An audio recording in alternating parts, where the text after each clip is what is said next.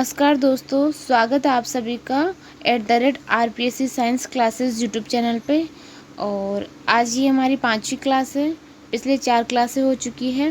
थोड़ा टाइम नहीं मिल पाने की वजह से मैं क्लास नहीं ले पाई और ये क्लास थोड़ी लेट आ रही है, लेकिन कोई बात नहीं, हम इस क्लास को जल्दी कर लेंगे और आगे भी अब रेगुलर क्लासें लूँगी मैं, जैसे जैसे मेरे को टाइम मिलता जाएगा। हमने पिछली बार पढ़ लिया था कि हमने ये गोल्जी का ER और क्या कहते हैं जो लाइसोसोम, इन सब के बारे में पढ़ा है। आज हम पढ़ेंगे रिक्तिका के बारे में, और जिसे वैक्यूल्स कहते हैं। और रिक्तिका किस प्रकार की होती है? रिक्तिका भी एकल झिल्ली युक्त कोशिकांग है। रिक्तिका कैसा है? ये भी एकल झिल्ली युक्त कोशिकांग है। एकल झिल्ली युक्त कोशिकांग में कौन कौन से अंग आए थे? हमने पिछली क्लास में पढ़े थे एकल झिल्ली युक्त कोशिकांग कौन कौन से थे, बताइए। किसी को याद है एकल झिल्ली युक्त कोशिकांग कौन कौन से थे? जैसे कि रिक्तिका, लाइसोसोम क्या है, और क्या कहते हैं जो ER यानी एंडोप्लाज्मिक रेटिकुलम, गोल्जी काय, लाइसोसोम, और हमारा अगला पॉइंट चला है रिक्तिका। ये सारे एकल झिल्ली कोशिकांग थे। और इसके बाद में आएगा सूक्ष्मकाय, जिसे बोलते हैं माइक्रोबॉडीज। ये लास्ट पॉइंट रहेगा रिक्तिका के बाद में। उसके बाद हम झिल्ली रहित कोशिकांगों के बारे में पढ़ेंगे। अभी एकल झिल्ली कोशिकांग है। द्विझिल्लित कोशिकांगों के बारे में हमने पढ़ लिया, जिसके अंदर माइटोकॉन्ड्रिया आया और लवक और न्यूक्लियस यानी केंद्रक, ये थे अपने द्विझिल्लित कोशिकांग। और एकल झिल्लित कोशिकांग में हम पढ़ रहे हैं रिक्तिका। अपने पहले 3 टॉपिक हो चुके हैं एकल झिल्लित कोशिकांग के अंदर, एंडोप्लाज्मिक रेटिकुलम, गोल्जी काय और लाइसोसोम। इन तीनों टॉपिक के बारे में अपन पढ़ चुके हैं। आज अपना चौथा पॉइंट है ये, जो चौथा टॉपिक इसमें आएगा रिक्तिका। रिक्तिका भी क्या एकल झिल्लित कोशिकांग है और झिल्ली को टोनोप्लास्ट कहा जाता है। ये ध्यान रखना, आपकी रिक्तिका को क्या कहेंगे? टोनोप्लास्ट। ये जो कथन कारण वाले क्वेश्चन होते। अगला देखो कि पादपों में उपस्थित सेप वैक्यूल, जिसमें है ना मुख्यतः जल एवं स्रावी व संचित पदार्थ पाए जाते हैं। क्या पाए जाएंगे? पादपों में जो सेप वैक्यूल्स होती है, जो आकार निर्धारित करती है जिस सेल की, उसके अंदर जल एवं स्रावी व संचित पदार्थ पाए जाते हैं, जो उनको एक दूसरे से ट्रांसफर करते हैं और पादपों के अंदर भोजन वगैरह बनाने में और काम आते हैं। रिक्तिका के भीतर एक गैर प्रकाश संश्लेषी वर्णक एंथोसायनिन पाया जाता है, जो क्या करता है? पुष्प को रंग प्रदान करता है। अगर क्वेश्चन आए कि रिक्तिका के भीतर गैर प्रकाश संश्लेषी वर्णक कौन सा होता है, तो उसका नाम है एंथोसायनिन वर्णक, जो क्या करता है? पुष्प को रंग प्रदान करता है। या फिर ऐसे क्वेश्चन आए कि पुष्प को रंग प्रदान करने का वर्णक कौन सा है, कि पुष्प को रंग प्रदान करने वाला वर्णक एंथोसायनिन है, जो कि पुष्प को रंग प्रदान करने का कार्य करता है। अगला देखो रिक्तिका के प्रकार। इसमें रिक्तिका के प्रकार के अंदर आएगा, सबसे पहला जो प्रकार है वो आता है खाद्य रिक्तिका, जिसे बोलते हैं फूड वैक्यूल्स। और इसका कार्य क्या है कि पाचन में कार्य करती हैं। और इसका अगर अपन एग्जाम्पल देखे हैं तो अमीबा। तो फूड वैक्यूल्स जो है खाद्य रिक्तिका, ये क्या करती है? पाचन में कार्य करती है। इसका एग्जाम्पल अमीबा। अमीबा जो है प्राणी, उसके अंदर फूड वैक्यूल्स पाया जाता है। और अगला देखो कि संकुचनशील रिक्तिका। संकुचनशील रिक्तिका किसमें पाया जाएगा? जिसको बोलते हैं कॉन्ट्रैक्टाइल वैक्यूल्स। यह रिक्तिका शुद्ध जल वाले प्रोटोजोआ में पाई जाती है और उत्सर्जन व परासरण नियमन में कार्य करती है। कौन सी संकुचनशील रिक्तिका जो होती है वो किसमें पाई जाएगी? प्रोटोजोआ जो प्राणी है उसमें संकुचनशील रिक्तिका देखने को मिलेगी। और उसका कार्य क्या है? उत्सर्जन व परासरण में कार्य करेगा। जब वो अपने बॉडी को संकुचित करता है तो वेस्ट मटेरियल जिसका उत्सर्जन करना और परासरण करना, यही उसका कार्य है। किसका? संकुचनशील रिक्तिका का। ये दोनों याद रखना, खाद्य रिक्तिका कार्य क्या है और संकुचनशील रिक्तिका का कार्य क्या है। कार्य इंपॉर्टेंट है। संकुचनशील रिक्तिका उत्सर्जन और परासरण में कार्य करेगा और इसका पाचन में कार्य करता है, ये ध्यान रखना। फिर आता है गैस रिक्तिका। और गैस रिक्तिका क्या होती है? ये रिक्तिका केवल कुछ प्रोकैरियोट्स, जो प्रोकैरियोट्स होते हैं जिसकी साइनो जीवाणु में पाई जाती है और उत्प्लावनता में कार्य करती है। कौन? गैस रिक्तिका। गैस रिक्तिका में क्या होता है कि साइनो जो जीवाणु होता है प्रोकैरियोट्स, जिसके अंदर बैक्टीरिया पाए जाते हैं, जिसे बोलते हैं नील हरित शैवाल। क्या बोलेंगे? नील हरित से जीवाणु आते हैं, साइनो जीवाणु। और ये क्या करता है कि उत्प्लावनता में कार्य करती है। सॉरी, नील हरित शैवाल तो शैवाल हो जाती है जो कि उसमें आती है पादपों में, लेकिन जो साइनो जीवाणु होते हैं, जो बैक्टीरिया होते हैं ना साइनो जीवाणु वाले, वो इसमें आते हैं प्रोकैरियोट्स के अंदर। उस प्रोकैरियोट्स में एक ये सारे ही आते हैं इसके अंदर, जैसे कि आर्की जीवाणु है, यूबैक्टीरिया है, जिसमें गर्म और ठंडे स्थानों पर रहने वाले सारे जीवाणु होते हैं, और एक्टिनोमाइसीट्स, ये सारे प्रोकैरियोट्स के उदाहरण हैं, जिसके अंदर एक इम्पोर्टेंट है ब्लू ग्रीन एल्गी। बिल्कुल मैं सही बोल रही हूँ, ब्लू ग्रीन एल्गी का मतलब होता है साइनो जीवाणु जिसमें पाए जाते हैं, वो इसमें प्रोकैरियोट्स में आते हैं ब्लू ग्रीन एल्गी। माइकोप्लाज्मा भी इसी का ही उदाहरण है। इसमें एक्चुअली जो साइनो जीवाणु उसमें उत्प्लावनता में कार्य करती है, जो ना ऊपर तैरती रहती है। इनमें गैस भरी रहती है जो पानी के ऊपर तैरती रहती है, जो ब्लू ग्रीन एल्गी है, जिसे अपन काई भी बोल सकते हैं, जिसके अंदर साइनो जीवाणु पाया जाता है। और ये क्या पानी के ऊपर तैरता रहता है, उत्प्लावनता में कार्य करती है, जिसके अंदर गैस रिक्तिका पाई जाती है। इसका इम्पोर्टेंट उदाहरण है ये मुख्य कार्य भी है इसका, ये ध्यान रखना आप। अगला हम पढ़ते हैं कि माइक्रोबॉडीज़। अगला टॉपिक है हमारा माइक्रोबॉडीज़। और ये क्या होता है कि सबसे छोटे एकल झिल्ली कोशिकांग हैं। जितने भी एकल झिल्ली कोशिकांग हमने पढ़ा है, ER है, गोल्जी, लाइसोसोम, रिक्तिका, इन सब में से सबसे छोटा जो है ये माइक्रोबॉडीज़ है, जिसे बोलते हैं हम सूक्ष्मकाय बोलते हैं। और इसके अगर हम प्रकारों की बात करते हैं तो इसका प्रकार जो हम है, सबसे पहले आता है पेरोक्सिसोम। पेरोक्सिसोम जो प्रकार है वो देखो कि ये पादप और जंतु सेल दोनों में पाई जाती है। पेरोक्सिसोम किसमें? पादप और जंतु सेल दोनों में ही देखने को मिलता है। और पेरोक्सिसोम का क्या है कि जंतुओं में हाइड्रोजन पेरोक्साइड का अपघटन दर्शाता है। पेरोक्सिसोम जंतुओं में हाइड्रोजन पेरोक्साइड होता है, उसका क्या करेगा? ये अपघटन करेगा। कौन? पेरोक्सिसोम। और ये पेरोक्सीडेज और कैटालेज एंजाइम के द्वारा होता है ये कार्य। कौन सा एंजाइम? पेरोक्सीडेज और कैटालेज एंजाइम के द्वारा अपघटन होगा। किसका? जंतुओं में तो हाइड्रोजन पेरोक्साइड का। अगर आप जंतुओं की बात करते हैं तो किसका? हाइड्रोजन पेरोक्साइड का। पादपों में अलग है ये। वैसे पेरोक्सिसोम पादप और जंतु सेल दोनों में ही पाया जाता है, परंतु जंतुओं के अंदर हाइड्रोजन पेरोक्साइड का अपघटन होगा। किसके द्वारा? पेरोक्सीडेज और कैटालेज एंजाइम के द्वारा। इसके अंदर ग्लाइकोलेट चक्र चलता है। ध्यान है, ग्लाइकोलेट। एक और चक्र आता है जिसे हम बोलते हैं जिसमें ग्लाइकोजाइलेट चक्र। कौन सा? ग्लाइकोजाइलेट चक्र तो होता है ग्लाइकोजिसोम में। इन दोनों में डिफरेंस समझना कि जो ग्लाइकोजाइलेट चक्र होता है वो तो ग्लाइकोजिसोम में होता है, परंतु ग्लाइकोलेट जो चक्र चलता है जिसमें लेट आ जाता है, ग्लाइकोलेट, वो होता है पेरोक्सिसोम के अंदर। ठीक है ना।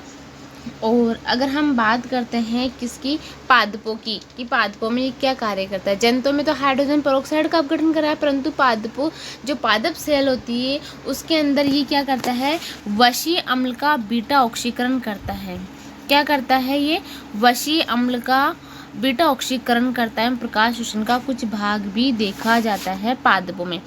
पेरोक्सिसोम का पादप सेल में क्या कार्य है? इसका कार्य है कि इम्पोर्टेंट है ये, यहाँ से क्वेश्चन बनता है कि पादपों में वशीय अम्ल का बीटा ऑक्सीकरण करने वाला पेरोक्सिसोम है, और प्रकाश शोषण का कुछ भाग भी देखा जाता है आपको किसमें? पादप सेल में, जो पेरोक्सिसोम वाला भाग होता है वहाँ पे। ठीक है। इन दोनों के कार्य बहुत इंपॉर्टेंट है, याद कर लो कि पेरोक्सिसोम जो होता है वो जंतुओं में तो हाइड्रोजन पेरोक्साइड का अपघटन दर्शाएगा, और जो पादप सेल होती है उसके अंदर वशीय अम्ल का बीटा ऑक्सीकरण। ठीक है। इस वेरी इंपॉर्टेंट कार्य है ये एग्जाम की दृष्टि से, और 100% यहाँ से क्वेश्चन देखने को मिलता है एग्जाम के अंदर। अगला हमारा टॉपिक आता है ग्लाइकोजिसोम। ये क्या करता है? ये केवल और केवल पादप सेल में उपस्थित होता है। ग्लाइकोजिसोम जो होता है वो जंतु सेल में नहीं पाया जाता है। किस में पाया जाएगा? पादप सेल में, ओनली फॉर केवल पादप सेल में। अगर आपसे ऑप्शन दे दे कि पादप सेल में पाया जाने वाला सूक्ष्मकाय यानी माइक्रो बॉडीज है, तो आपको प्रकार बताना है कौन सा, ग्लायोक्सिजोम। उसमें ऑप्शन में देगा पेरोक्सिसोम, ग्लायोक्सिजोम या फिर स्पेरोसोम। एक स्पेरोसोम्स भी होता है, तीनों है ये। तो आपको बताना है ग्लायोक्सिजोम जो होता है ओनली फॉर पादप सेल में पाया जाता है, जंतुओं में नहीं पाया जाएगा। पेरोक्सिजोम जंतु और पादप दोनों में मिले पाया जाता है, परंतु ग्लायोक्सिजोम केवल और केवल पादप सेल में ही पाया जाता है। इन्हें हम रूपांतरित पेरोक्सिसोम भी कहा जाता है। क्यों कहेंगे रूपांतरित? क्योंकि पादप बीजों के भीतर कोशिकांगों में ग्लायोक्साइलेट चक्र देखा जाता है जो वसा से कार्बोहाइड्रेट बनाता है। अब देखो यहाँ पे इम्पोर्टेंट लाइन है, पहले 2 क्वेश्चन बन रहे हैं। कौन कौन से? पहला क्वेश्चन बनेगा यहाँ से कि ग्लायोक्साइलेट चक्र कहाँ देखा जाएगा। पहला क्वेश्चन बनेगा यहाँ से कि ग्लायोक्साइलेट चक्र कहाँ देखा जाएगा, आपको बताना है ग्लायोक्सिजोम के अंदर, ठीक है। फिर दूसरा बनेगा कि वसा से कार्बोहाइड्रेट बनाता है ग्लायोक्सिजोम। क्या बनाएगा कि वसा से कार्बोहाइड्रेट कौन बनाता है, ग्लायोक्सिजोम, न कि पेरोक्सिजोम। पेरोक्सिजोम केवल और केवल वशीय अम्लों का बीटा ऑक्सीकरण करता है। जो वशीय अम्ल हो जाता है, वशीय अम्ल जो होता है उसका क्या करेगा, बीटा ऑक्सीकरण करेगा। कौन? पेरोक्सिजोम, बीटा ऑक्सीकरण, ठीक है ना। पेरोक्सिजोम करता है कौन? पेरोक्सिजोम बीटा ऑक्सीकरण करेगा। परंतु जो ग्लायोक्सिजोम है ये वसा से कार्बोहाइड्रेट बनाता है। क्वेश्चन बना हुआ है कि वसा से कार्बोहाइड्रेट बनाता है ग्लायोक्सिजोम। It's very important. ये जो भी मैं एक एक लाइन के क्वेश्चन बता रही हूँ आपको, ये एग्जाम में देखने को मिलते हैं, ठीक है। तो हमारे यहाँ से 3 4 5 क्वेश्चन हो गए कि सबसे पहले जंतुओं और पादप दोनों में पाया जाने वाला कौन सा है, पेरोक्सिजोम, और ग्लायोक्सिजोम केवल मात्र पादप सेल में पाया जाएगा। और वशीय अम्लों का बीटा ऑक्सीकरण कौन करता है, तो आपको बताना है पेरोक्सिजोम। और ग्लायोक्सिजोम क्या करेगा, ये वसा से कार्बोहाइड्रेट बनाता है, ठीक है ना। वसा से कार्बोहाइड्रेट बनाता है कौन, ग्लायोक्सिजोम। इज़ वेरी इंपॉर्टेंट है। यहाँ से 3 4 क्वेश्चन बन चुके हैं आपके। अगला देखो, अगला है, पहला दूसरा हो गया, तीसरा है अपना स्पेरोसोम्स। कौन सा है, स्पेरोसोम्स। ये रहा स्पेरोसोम्स है अपना, जो ये क्या करता है कि ये केवल पादप सेल में उपस्थित और वसा उपापचय में कार्य करता है। इसका मतलब ये भी केवल और केवल किस में, पादप सेल में ही पाया जाता है। इसका मतलब ये हो गया कि पेरोक्सिजोम ही मात्र ऐसा है जो कि जंतु और पादपों में पाया जाता है, बल्कि ग्लायोक्सिजोम और स्पेरोसोम्स ये दोनों पादपों में देखने को मिलेगा। कौन से पादपों में, ग्लायोक्सिजोम्स और स्पेरोसोम्स है ना, ये केवल और केवल पादप में ही पाया जाता है, जंतुओं में नहीं।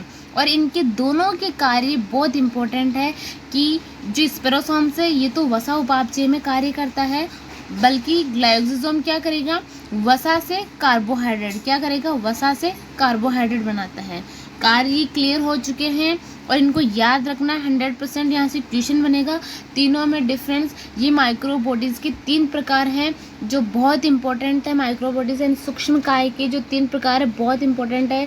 इसमें तीनों ही इंपॉर्टेंट है, पेरोक्सिजोम, ग्लायोक्सिजोम और स्पेरोसोम्स, ठीक है। अगला हम पढ़ते हैं साइटोस्केलेटन।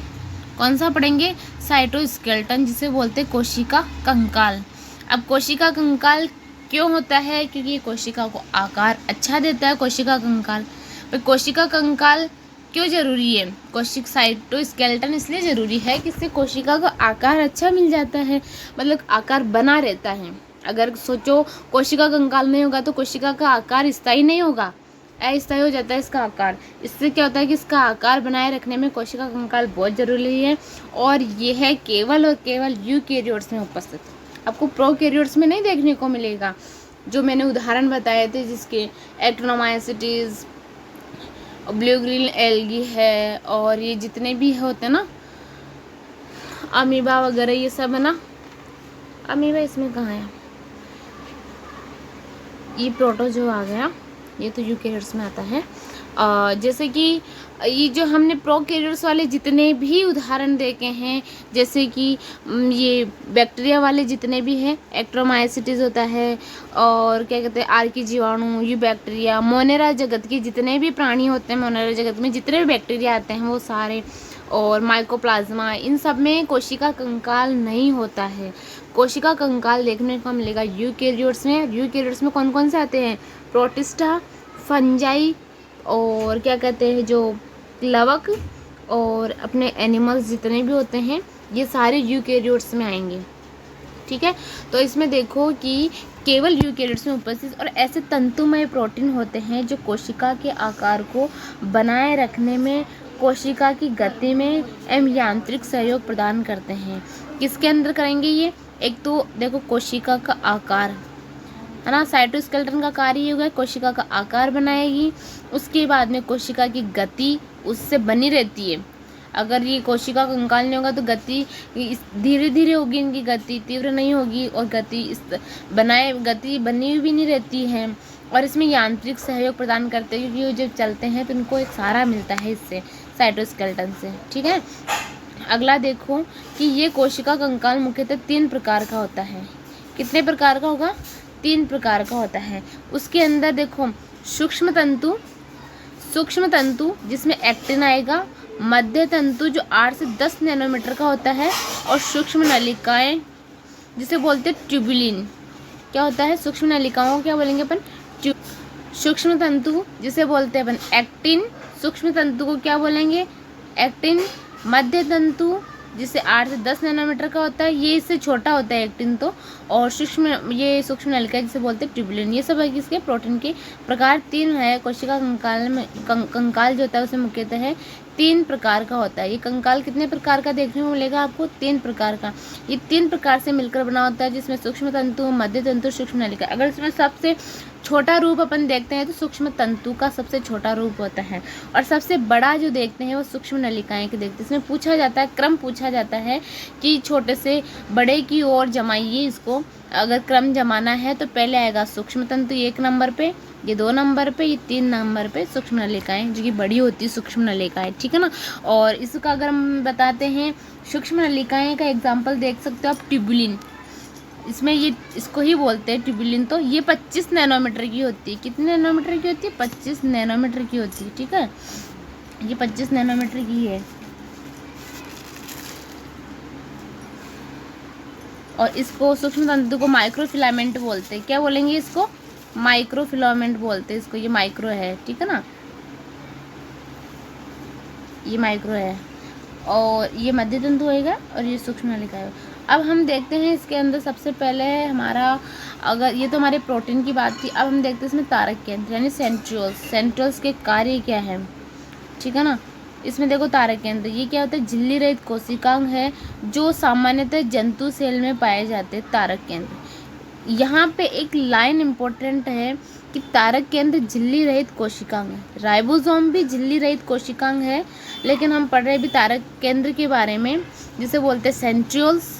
तो ये क्या है? सेंट्रियोल्स झिल्ली रहित कोशिकांग है, इसमें झिल्ली नहीं पाई जाती है, और ये सामान्यतः जंतु सेल में पाए जाते हैं, पादपों में नहीं पाए जाते। ध्यान रखना, अगर तारक केंद्र की उपस्थिति प्रेजेंट होती है तो केवल और केवल एनिमल सेल्स में देखने को मिलेगी, प्लांट सेल में नहीं देखने को मिलेगी तारक केंद्र की उपस्थिति।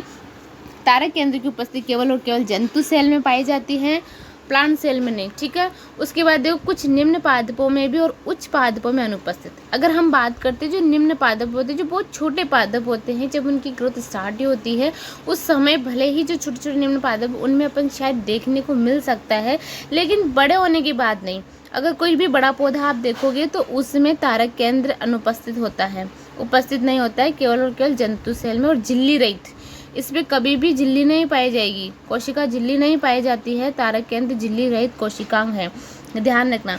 ये तारक केंद्र जो होता है वो सूक्ष्म नलिकाओं का एक गठन क्षेत्र होता है जो जोड़े में पाए जाते हैं। सूक्ष्म नलिकाओं यानी ट्यूबुलिन्स का एक गठन क्षेत्र होता है, और वो भी किसमें? जोड़े में पाया जाता है। और जोड़े एक दूसरे के लंबवत या परपेंडिकुलर होते हैं। जोड़े की स्थिति क्या होती है?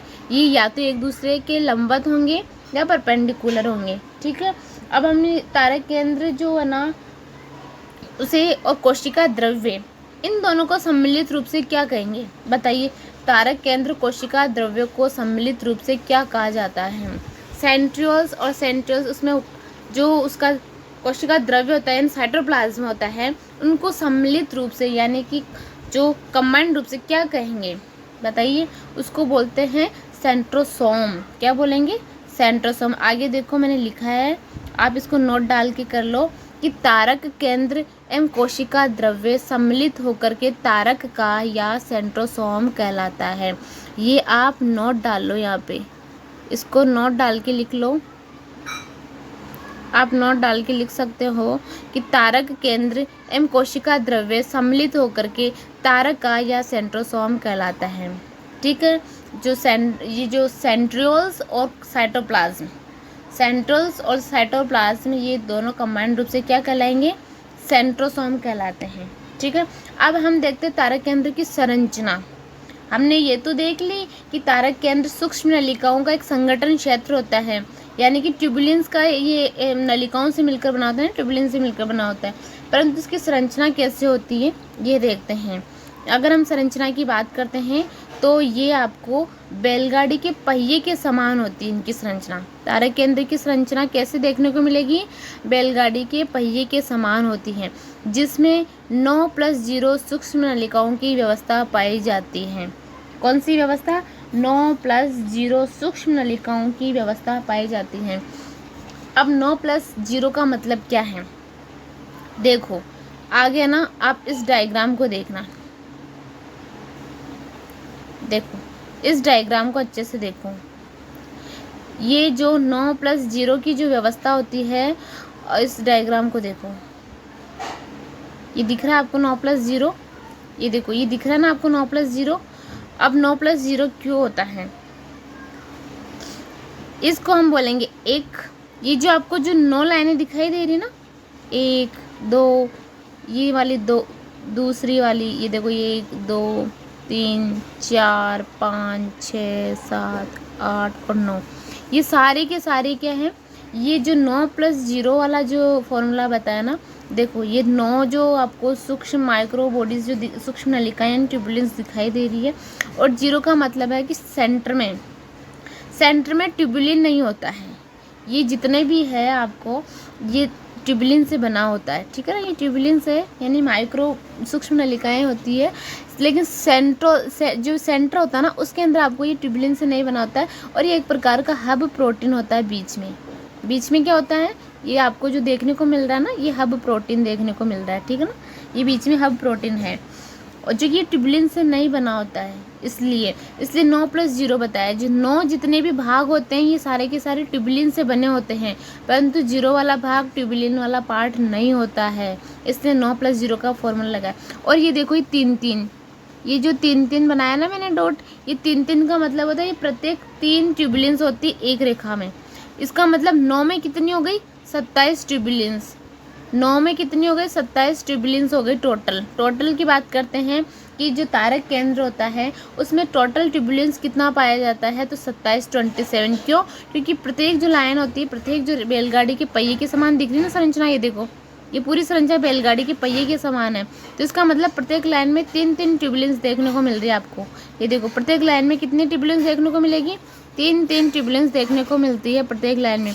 इसका मतलब 9 है तो 9 में कितनी होगी? 27 ट्यूबुलेंस, और बीच में कोई ट्यूबुलेंस नहीं है, बीच में एक हब प्रोटीन पाया जाएगा। इसका मतलब 9+0 ये सूक्ष्म नलिकाएं हैं। ठीक है, अब आपसे पूछ इसका कार्य क्या है बताइए। तो तारक केंद्र का जो कार्य होता है वो तरकु तंतु का निर्माण करना होता है, यानी कि जो अपनी स्पिंडल फाइबर्स होते हैं उसका निर्माण कौन करेगा? ये तारक केंद्र करेगा। समझ गए? मेरे को लग रहा है पूरा अच्छे से समझ में आ गया होगा। सेंट्रियोल्स ये एक झिल्ली रहित कोशिकांग है, बिल्कुल सही है पहला पॉइंट। ये केवल और केवल जंतुओं में पाया जाता है, पादपों में नहीं पाया जाता है। उसके बाद में ये सूक्ष्म नलिकाओं से मिलकर बना होता है। ठीक है ना, ये जितने भी आप देख रहे हो सूक्ष्म नलिकाएं होती है सारी की सारी, ये सूक्ष्म नलिकाओं से बना होता है। ठीक है, और ये जोड़े में पाया जाता है, देख रहे हो जोड़ा। ठीक है, और इसमें 3-3 ट्यूबुलेंस यानी 27 ट्यूबुलेंस से मिलकर बना होता है, और ये एक दूसरे के परपेंडिकुलर या लंबवत पाया जाएगा। ठीक है, और इसमें आपको पता है जो बीच में तारक केंद्र जो साइटोप्लाज्म होता है यानी कोशिका द्रव्य, उसको सम्मिलित रूप से अपन क्या कहेंगे?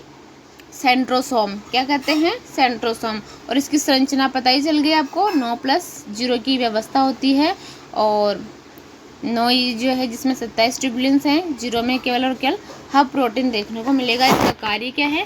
स्पिंडल फाइबर का निर्माण करना। क्या कार्य है?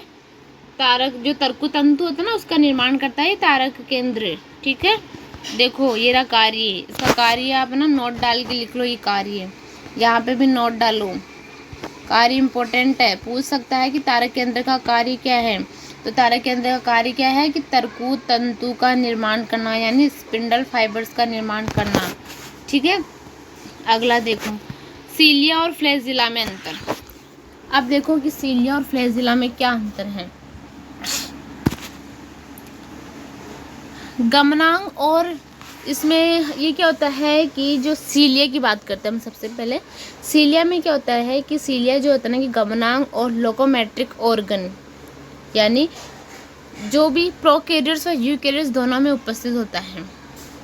सीलिया और फ्लैजिला में क्या अंतर देखने को मिलेगा आपको कि गमनांग जो होते हैं अर्थात लोकोमोट्रिक ऑर्गन्स जो चलने में कार्य करता है, वो प्रोकैरियोट्स और यूकैरियोट्स दोनों में उपस्थित होते हैं। इसीलिए आपको प्रोकैरियोट्स में भी देखने को मिलेगा तो यूकैरियोट्स में।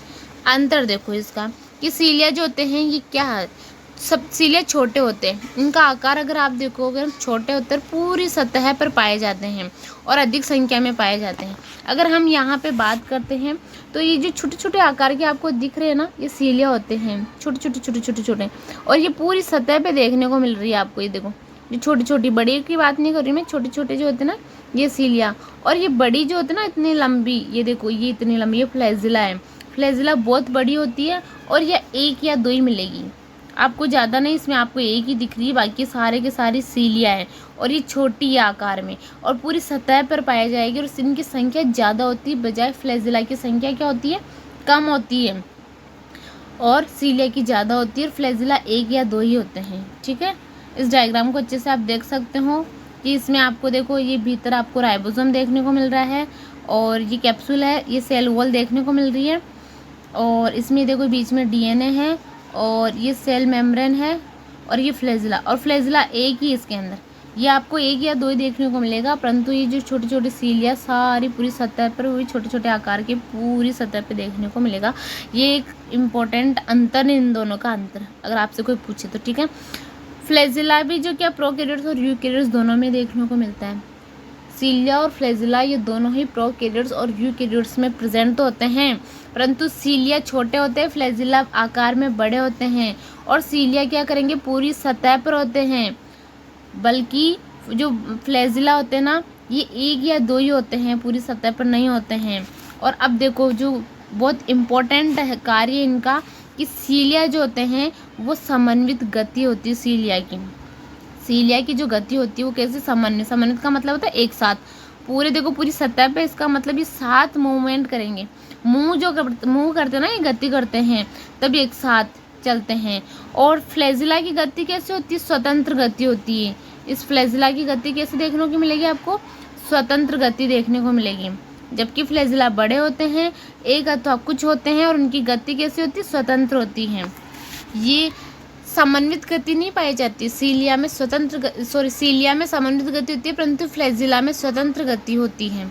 ठीक है, प्रोकैरियोट्स के सीलिया और फ्लैजिला की संरचना कैसी होती है, सरल होती है। प्रोकैरियोट्स और सीलिया और फ्लैजिला की संरचना कैसी होती है, सरल होती है, अर्थात उनमें 9+ में 2 सूक्ष्म नलिकाएं नहीं पाई जाती। जो 9+ में 2 सूक्ष्म नलिकाएं की फॉर्मूला होता है ना, वो नहीं पाया जाता है। उनकी संरचना में आधार का यानी हुक व तंतु पाया जाता है।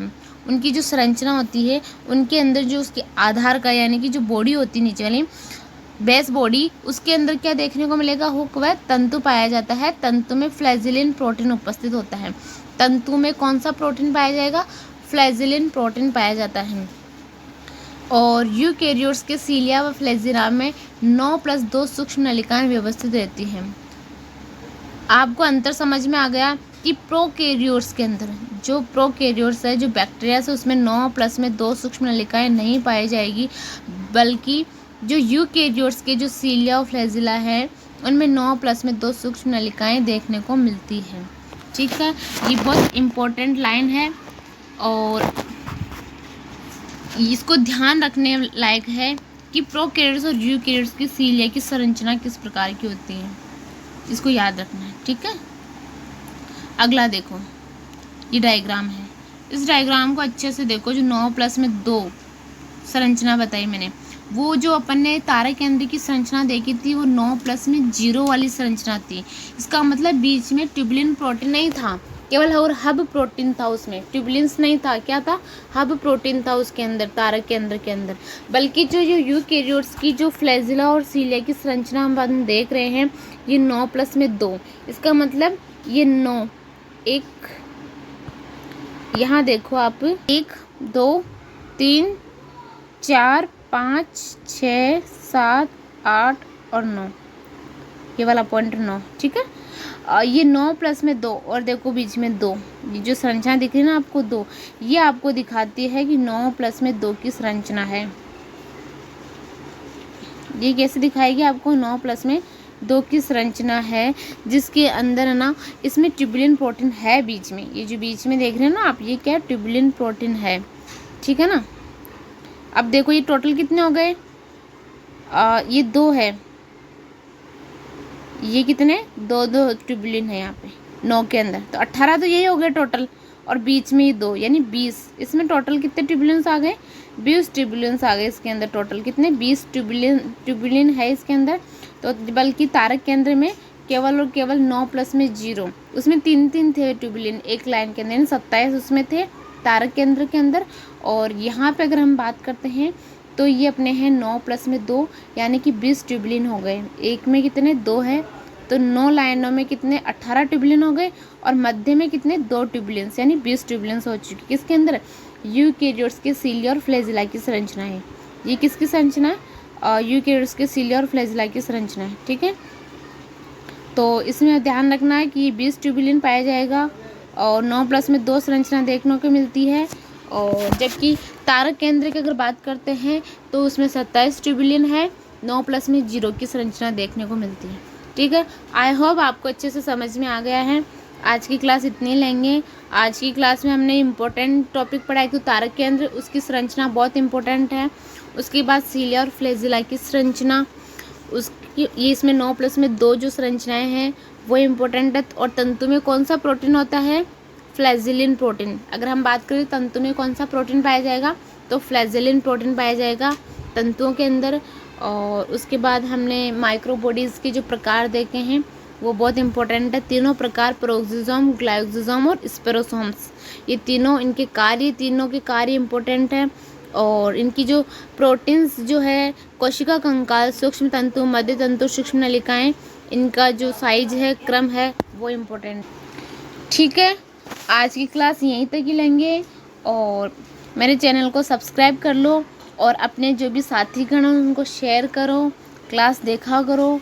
और अब मैं भी रेगुलर लेके आऊँगी, थोड़ा पारिवारिक कार्य की वजह से क्लास टाइम पे नहीं ले पाई, तो लेकिन अब और क्वेश्चन आंसरों की क्लास भी लेके आऊँगी। जैसे ही अपना ये टॉपिक कंप्लीट हो जाएगा, एक क्वेश्चन आंसरों की क्लास लेके आऊँगी, जिसके अंदर डिटेल से क्वेश्चनों को सॉल्व करेंगे। और आप रिवीजन ज़रूर करते रहिएगा, रिवीजन बहुत ज़रूरी है। और वैसे मैं जितना भी पढ़ा रही हूँ, ये पूरी लाइन इंपॉर्टेंट है, सभी से क्वेश्चन बन सकते हैं। और वैसे भी आरपीसी का कोई भरोसा नहीं, कहीं से भी क्वेश्चन बना देती है, बट इतना तो याद होना ही चाहिए, ये फैक्ट है। और अगर डिटेल से हम एनसीईआरटी भी एक बार, क्या कहते हैं, जो किताब में से 11th-12th की जो बुक्स है उनको एक बार निकाल लेंगे अपने नज़रों से, तो ऐसा नहीं रहेगा कि हाँ भाई हमने एनसीईआरटी नहीं पढ़ी, वो भी हो जाएगा अपना। और इस टॉपिक को अच्छे से याद रखो। सेल टॉपिक जो है बहुत बड़ा है और अच्छे से आता भी एग्ज़ाम में, क्वेश्चन अच्छे बनते इसके, तो इस टॉपिक को अच्छे से याद रखना आपको। अगर हम अगली क्लास लेके आएंगे जिसके अंदर केंद्रक के बारे में बात करेंगे, जो भी केंद्रक होता है, और गुणसूत्रों की संरचना क्या है, और गुणसूत्रों के प्रकार क्या है, उसके अंदर जैसे कि लैम्ब्रस गुणसूत्र है, पॉलीटेन गुणसूत्र है। उसके बाद में कोशिका चक्र, जो इंटरफेज अवस्था आती है, एमफेज अवस्था आती है, G0 फेज वगैरह, ये सारी। उसके बाद हम पढ़ेंगे माइटोसिस और वो समसूत्री और अर्धसूत्री विभाजन जो है ना, माइटोसिस और क्या कहते हैं जो, इन तीनों में अंतर, मियोसिस, ठीक है। माइटोसिस और मियोसिस के बारे में, और जो भी इनकी 5 अवस्थाएं हैं उनके बारे में डिटेल से पढ़ेंगे। थोड़ा टॉपिक लंबा होगा, लेकिन कोई बात नहीं, अच्छे से क्लियर हो जाएगा। और टाइम से टाइम याद करते रहिएगा, ठीक है। और अगली क्लास में ज़रूर आइएगा, क्लास ज़रूर देखिएगा और सब्सक्राइब ज़रूर कर लीजिए, ठीक है। जय श्री कृष्णा दोस्तों।